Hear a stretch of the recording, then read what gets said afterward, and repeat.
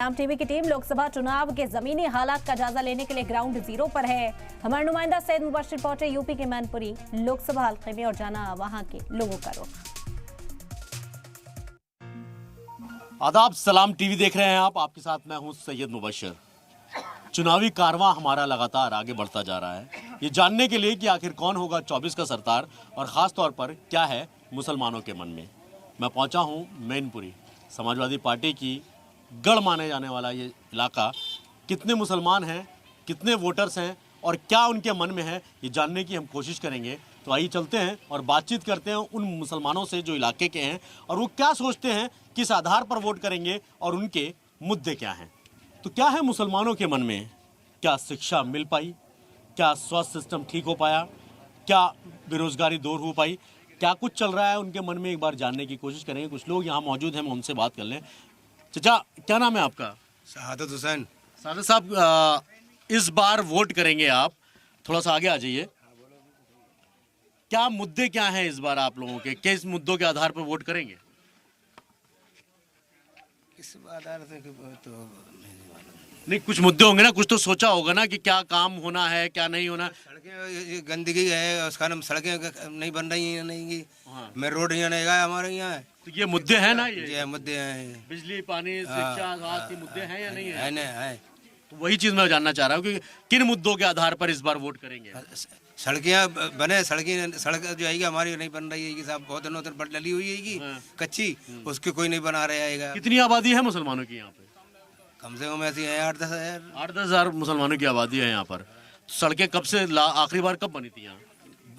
सपा जमाने से बनी, जब से नहीं बनी। मतलब 10 साल पहले जो बनी थी वही बनी है। हाँ। उसके बाद से कोई काम नहीं कोई हुआ। नहीं काम हुआ है। तो ये तो यहाँ का सड़क का मेन मुद्दा है, क्योंकि जब गांव में हम एंटर कर रहे थे तो आधी सड़कें तो मजबूत दिखी, महज 8 से 10 फीट चौड़ी, लेकिन उसके बाद जब गांव में एंटर करते हैं तो इस तरीके का इंटरलॉकिंग वाले जगह तो ज़रूर है, लेकिन मेन सड़कें वगैरह सब टूटी हुई हैं। क्या आपसे, क्या नाम है आपका? आप इनसे पूछिए। आप बताइए भाई, आप भी वोट करेंगे ना? मैं इनसे पूछे, ये रोटी खाएंगे अपने पेट में जाएंगे इनके, आप भी तो वोट करोगे ना? क्या मुद्दे क्या है इस बार और मन में क्या है इस बार? मन में कुछ नहीं है, मन में सिर्फ यही है बस भाई सड़कें सी हो जाए यहाँ पर, और क्या है बस। अच्छा, रोड बढ़िया हो जाए, पानी सुविधा बढ़िया हो जाए। हाँ, लाइट यही तो मुद्दे है ना। हाँ, ये मुद्दे। तो इन मुद्दों के आधार पर वोट करेंगे इस बार? क्यों नहीं? चलिए आप बताएं क्या मुद्दे हैं आपके। मैं आपसे मैं अरे साहब, आप फिर मैं आपसे भी वही कह रहा हूँ, तो आप अभी बता दीजिए। मैं वही कहूँगा, रोटी आप खाएंगे तो इनके पेट में नहीं जाएगी। वोट आपको अपना ही देना होगा, बटन आपको ही दबाना पड़ेगा, ये नहीं दबा के आएंगे। मैं जानना चाह रहा हूँ कि खास तौर पर इस इलाके के मुद्दे क्या हैं मुसलमानों के। सबसे अहम चीज़ स्वास्थ्य, शिक्षा, बेरोजगारी, ये सब किस तरीके के मुद्दों के आधार पर इस बार वोट करेंगे और मन में क्या है इस बार मुसलमानों के? सबसे बड़ी बात तो ये है कि हमारा देश का प्रधानमंत्री कभी भी कहीं पर भी कोई भी परेशानी मुसलमानों पर आती है, किसी तरह कोई बात सुनने वाले नहीं है। फिर हमारे गांव की अपने हम बता रहे हैं, जितने भी लड़के हमारे यहाँ के पढ़े लिखे हैं, नौजवान हैं, कहीं पर भी जाते हैं तो कहीं पर नौकरी के नाम पे कुछ भी नहीं मिलता। हम अपने गांव की बात बता रहा हूँ मैं। सड़कें आप देख लीजिए, जो गोलावदन नगर पालिका में है, हसनपुर है, कबर का नगला है, आपने देखा होगा, नगर पालिका में होते हुए भी वो भी सड़कें नहीं। फिर उसके बावजूद यहाँ आए दिन एक मुसलमान गांव होते हुए आए दिन परेशानियाँ पुलिस की रहती हैं, कोई सुनने वाला नहीं। मुसलमान हर जगह देखा होगा आपने, कभी भी कहीं पर भी लड़ाई के नाम से बहुत दूर रहता है। वो अपने कारोबार के लिए जो भी करता है वो अपने ऊपर निर्भर रहता है, मगर उसके बावजूद भी उनको परेशान किया जाता है। कोई सुनने वाला नहीं। तो इस बार क्या, किन मुद्दों के आधार पर वोट करेंगे? मुद्दों के आधार पर यही है कि जो भी हमारे यहाँ सड़कों का या जहाँ पर भी होता है, तो सपा के टाइम में जो कुछ हुआ है आज तक कोई काम नहीं। सबसे बड़ा तुष्टिकरण का सरकार हमारी कहती है सबका साथ सबका विकास। अभी आपने देखा होगा बांसवाड़ा में, वहाँ पर क्या उन्होंने कहा कि मुसलमान ही रह गए थे इस बात के लिए कि जो कुछ भी होगा मुसलमानों को मिलेगा। क्या मुसलमानों को मिला?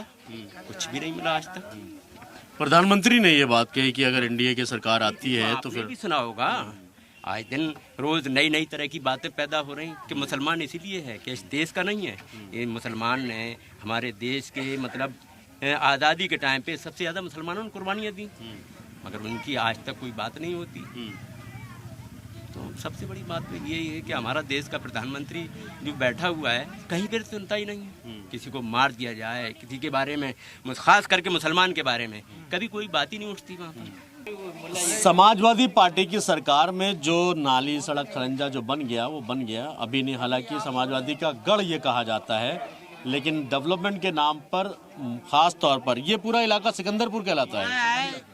एक मिनट, ये पूरा इलाका सिकंदरपुर कहलाता है। जी जी, ये पूरा गांव मुसलमानों का है। हाँ हाँ। तो यहाँ डेवलपमेंट के कोई काम अभी तक हुआ? अभी तक कुछ भी नहीं हुआ। कुछ नहीं हुआ। युवा भी कुछ है मौजूद, मैं उनसे भी एक बार बात करूँ, क्योंकि युवाओं के कंधों पर देश का पूरा दारोमदार है। लेकिन क्या युवा खुशहाल है? और ख़ास तौर पर सिकंदरपुर यानी मेनपुरी का यहाँ का युवा क्या सोचता है, उनके क्या मुद्दे हैं, मैं एक बार बात करें। क्या नाम है आपका? जी दानिश। दानिश भाई, क्या मुद्दे हैं इस बार, किन मुद्दों के आधार पर वोट करेंगे आप लोग?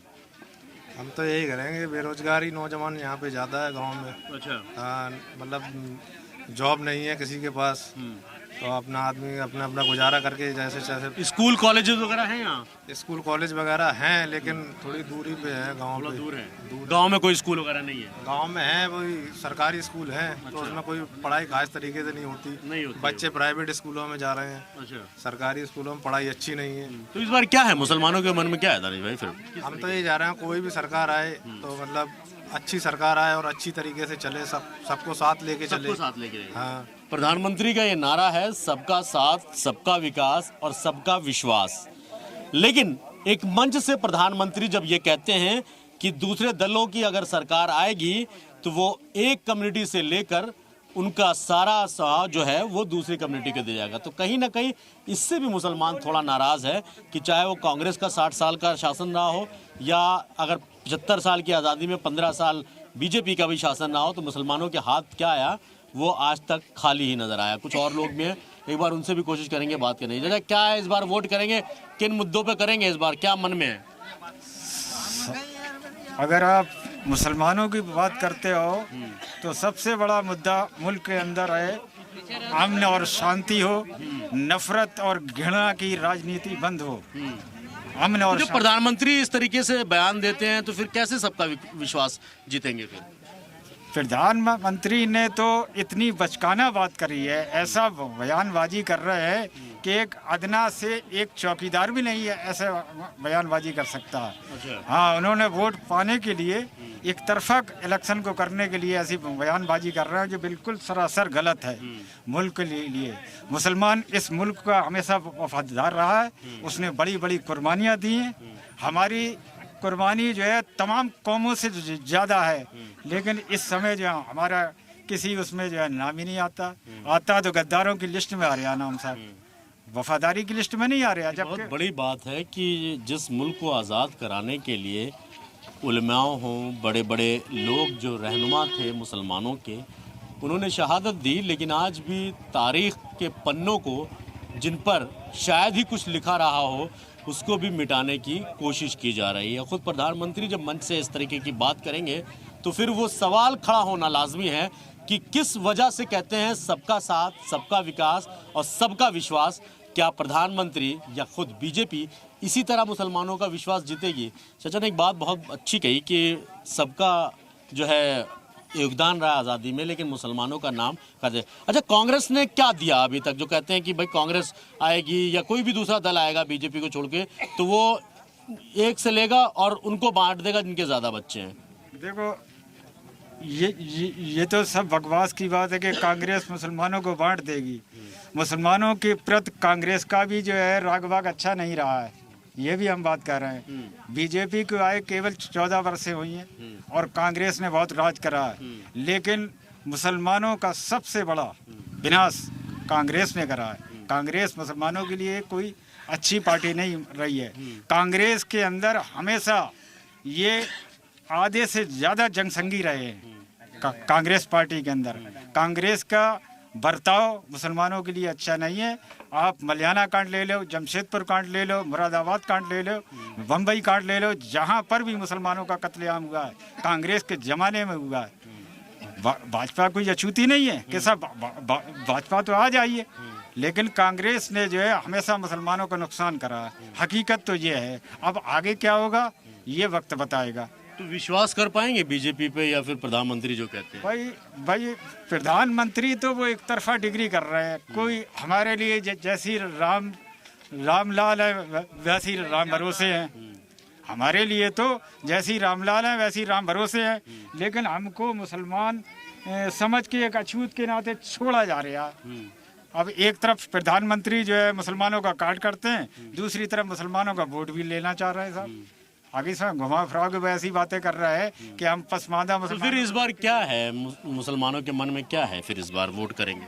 अब भाई मुसलमानों के जो है कि साहब लोगों की मर्जी है, अपनी मर्जी तो जो है कि साहब जो निकलता देखो आगे से जो तुम्हारा हमदर्द थोड़ा बहुत दिखे उसको वोट दे और क्या। वोट दे। चलिए बहुत अच्छी बात की, मैं आपसे दोबारा भी बात करूंगा।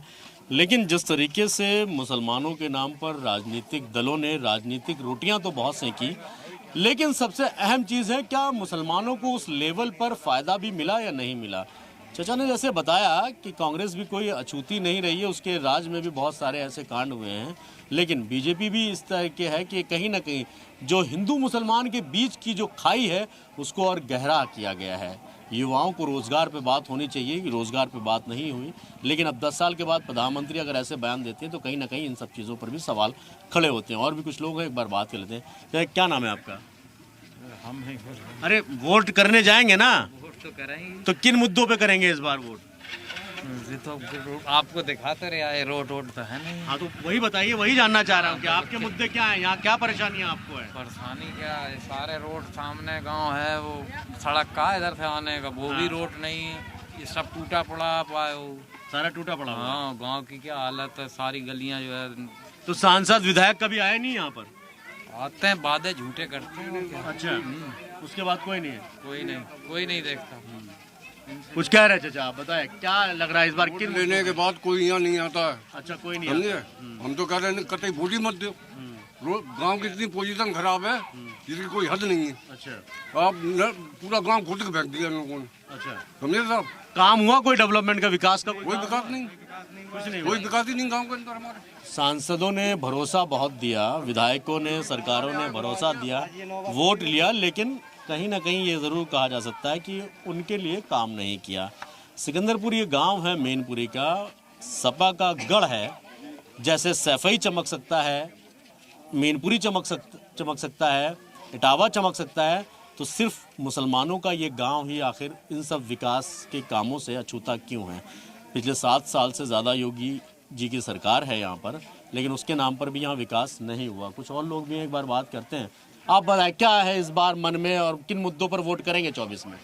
वोट क्या, यहाँ पे कोई देखा वाली नहीं है, बिल्कुल कोई देखता ही नहीं है, कहाँ क्या होना क्या नहीं होना, कोई काम नहीं, कोई काम होते नहीं है। नहीं है कुछ तो क्या है मन में इस बार, कैसे वोट करेंगे, किसको, कैसे? वोट तो जब जाए नहीं, किसको करेंगे खैर ये आपका मैटर है, मैं उस बात को वापस ले रहा हूँ अपनी, लेकिन कोई मुद्दे होंगे ना कि इन मुद्दों के आधार पे करना है। है ही नहीं, कोई कुछ नहीं है, रोजगारी नहीं है, नहीं है, कोई रोजगार नहीं। तो बेरोजगारी मुद्दा है और क्या बेरोजगारी मुद्दा है, तो वोट करेंगे ना उसी हिसाब तो से। करेंगे उसी हिसाब से ही।